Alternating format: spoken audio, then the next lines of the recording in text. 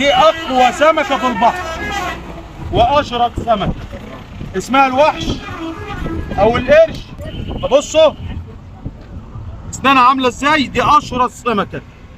سبحان الله، يعني السنه ما بتجيش على السنه، لا عاشق ومعشوق، بحيث ان هي بصوا انا اتعب.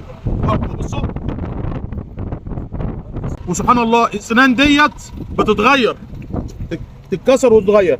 عينيها زي الصقر، شوف بصوا غرقه ازاي، ها، وعنده حاسه الشم حاجه فظيعه خالص، وبيوصل لأحجام جامده ولحمه حلو. اغلى حاجه في السمكه ديت الزعانف.